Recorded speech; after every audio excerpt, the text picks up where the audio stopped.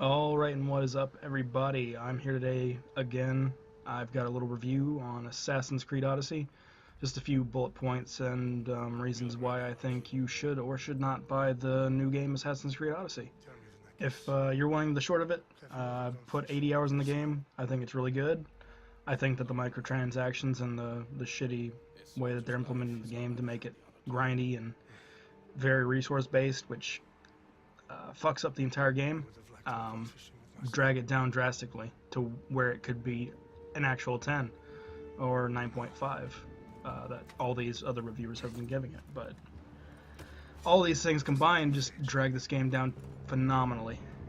And I would say I would not buy the game in its current state until it hit about $40 or $50. Otherwise, I'd just steer clear of it. But if you're the kind of person that can put up with a grind and you like World of Warcraft, that kind of shit, then by all means, go ahead and buy this game. Don't let me stop you.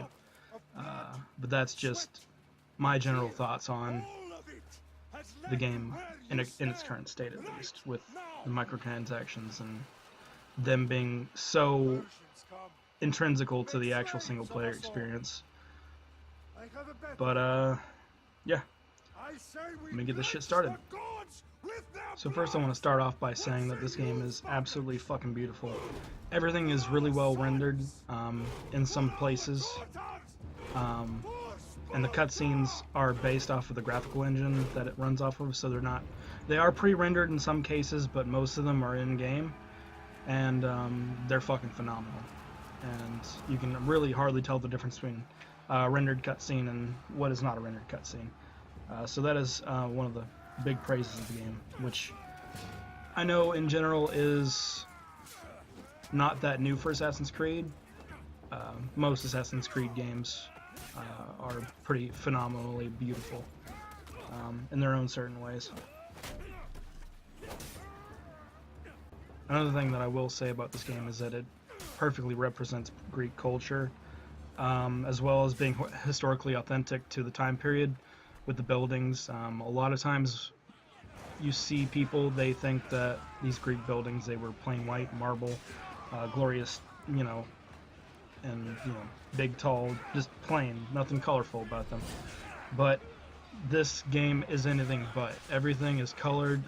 Back in that time period, people would color the marble, and they would have colored everything in dyes and different types of material.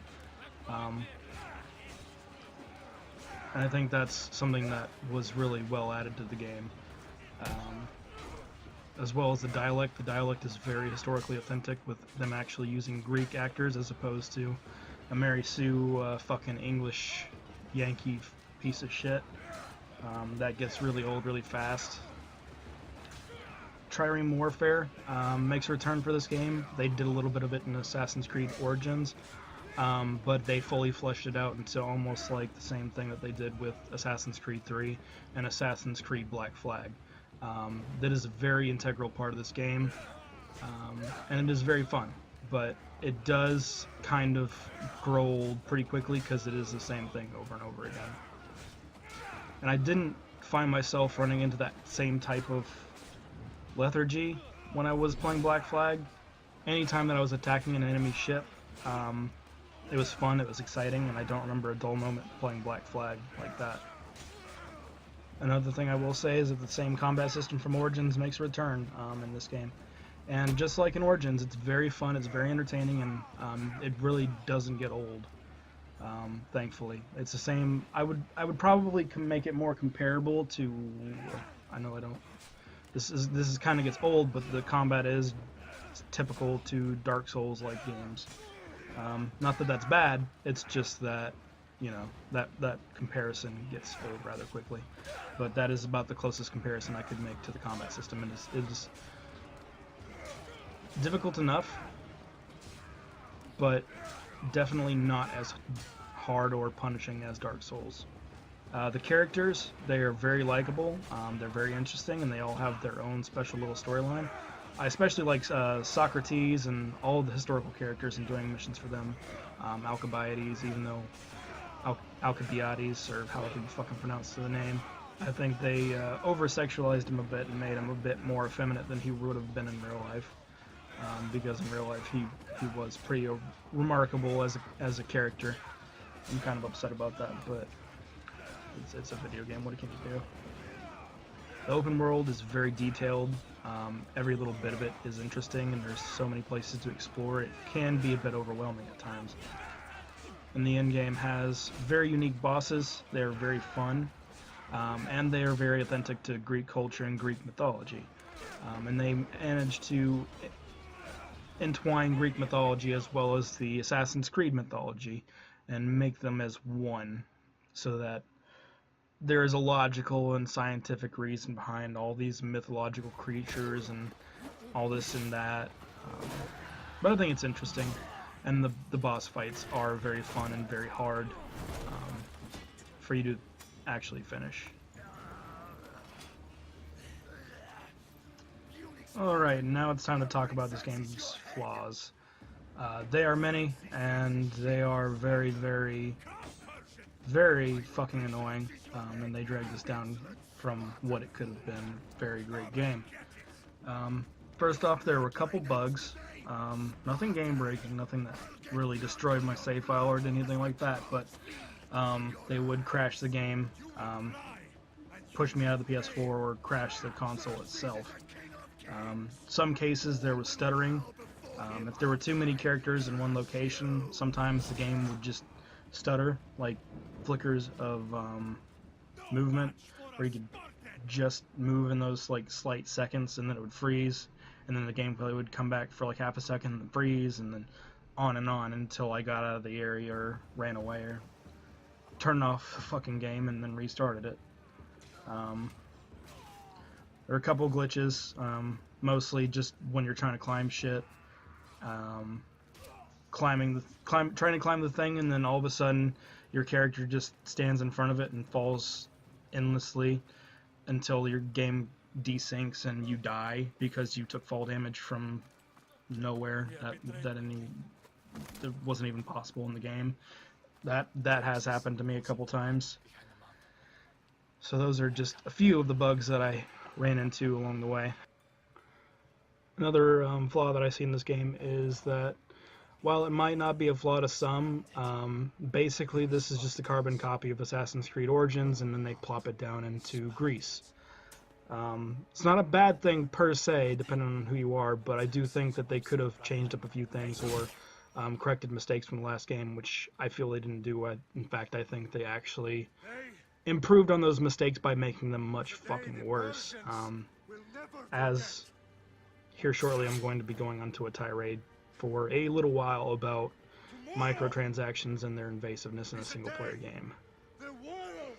So, one of the big problems with this game is that there is no hoplite warfare to be seen, which is drastically fucking historically inaccurate. Every single time you're in a huge pitch battle, they're just basically in a mosh pit. There are people with hammers, axes, spears with no shield, sword, Ziphon, some people running around without armor or basic, cloth armor that they used at the time, and that is very, very fucking historically inaccurate, and to a point where it just took me out of the experience. Myself, personally, I'm sure some people are fine with that, but the fact that the entirety of Greek warfare was based on the Hoplon and hoplite warfare, and that there was none to be seen in this game, is very, very frustrating, because that's not how combat happened. There weren't people running around with axes and big buff dudes running around hacking people up with big old axes, and these people fought in rigid formation, and very few people tended to die in these types of pitch battles, up until Alexander the Great changed it with Theban tactics and stuff like that. So just the simple fact that they didn't even include some form of hoplite warfare, which would be completely possible within an entertainment type of format, it isn't in this game, and I find that very, very hard to ignore as someone who's very, very into history as I am. And also the idea that this all happened very quickly, and that the war broke out and there were people dying left, right, and sideways. The plague probably killed more people in Athens than the war did, if I'm being completely honest. Most of the fighting was very minimal. Um, I think in the 30 years they had very few pitched battles. Most of it was just them hiding behind walls and some minor skirmishes. That's about it. It was really mostly the plague that took out Athens, and that is something that's drastically understated in this game. So now on to why I think these microtransactions are probably the most cancerous thing about this game. Um, just an FYI, I did purchase a few, see what they would do.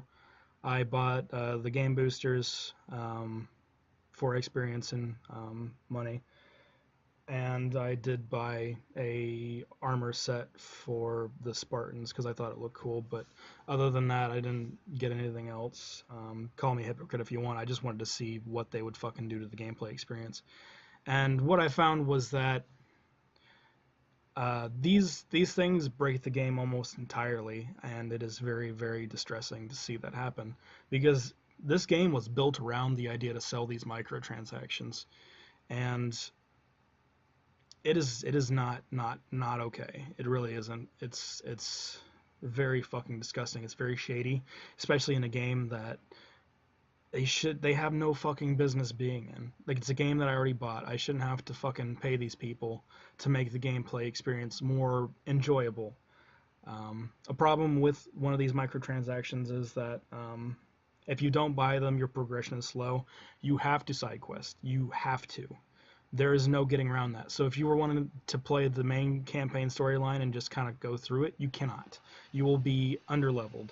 And if you do buy these, you will be completely drastically overleveled. Um, I have equipment that is sitting at maybe 15, 20, and I'm already at level 50. And it's still equipment that I'm actively using because they're in a set. The resources are very hard to grind out, and they're made hard to grind out so you would buy these little booster packs that they have included in the game. Resource packs, whatever the fuck you want to call them. And they're very fucking slimy, very fucking disgusting. So there will be people saying, "Oh well, you mine for resources, or you can just go out and get resources a bit, and then you can level up your equipment." That's bullshit. Every time you like mine or go around the place, you get maybe anywhere between 4 to 10 iron ore. Whereas some of these upgrades, depending on how many levels it's been since you've upgraded, can be as much as 400 to 600, depending on how long it's been. And that just gets really fucking out of hand, and you can see why it's definitely not viable or reasonable for these resources to be as scarce and restricted as they are. And this is one of the things that they expanded on from Assassin's Creed Origins. I feel like the grind for resources wasn't as bad in that one because they had viable options for you to get these resources, whereas they had like transport convoys with abundant resources. In this one, you literally just have to run around and track it down, break down equipment, or buy this fucking resource pack. There is really no other alternative, and that is very fucking slimy and disgusting, and I cannot condone it. And one of the big problems with this game is, I've mentioned it before, but you have to side quest. There's no alternative to not side questing if you're not going to buy these um, packs, because you will level so fucking slowly um, that it's fucking boring, and you will fall behind the main story level cap very, very quickly if you do nothing but just follow the story. There is no actual way for you to do that. You will not level up high enough to actually keep continuing the story without doing any side questing, and that's a big problem with games. Because in games like The Witcher, you want to do side quests because it's fun, not because you fucking have to. And that's how it should be in every game. If you want to play a fucking side quest, it should be fun because you want to, do something different. You want to have fun and do something that's not from the main storyline. Whereas in this game, it is imperative that you do that. And that to me is just fucking, it's not right. It's not how a game should be, and I don't think that I can condone buying this game or buying the microtransactions, even though I've done it myself just to try and get through this a little faster.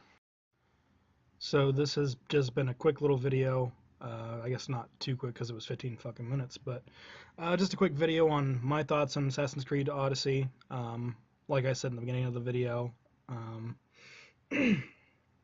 definitely not a game that I would pay full price for, because hopefully they fix it in the future, but I doubt it because it's fucking Ubisoft. They're never going to fix it. It's not going to be a problem because nobody's making a big deal about this right now. Not like Battlefront 2. So I don't see this getting changed, or them updating the resource system to make it more manageable and more fair towards the player. I think they're just going to keep pushing these stupid fucking microtransactions in the game, and that'll just be something we'll have to fucking put up with in the future because people don't give a fuck. They don't care. They just want to play their game and keep on going. They don't care if it fucking fucks over the consumer in the process, and I don't care if it fucks them over in the process, as long as they can play their Assassin's Creed game. They can play their Call of Duty game, and they can play their Battlefield game. I say as I play all three of those fucking games. I'm not buying Black Ops 4. Fuck that shit. I still have some fucking standards.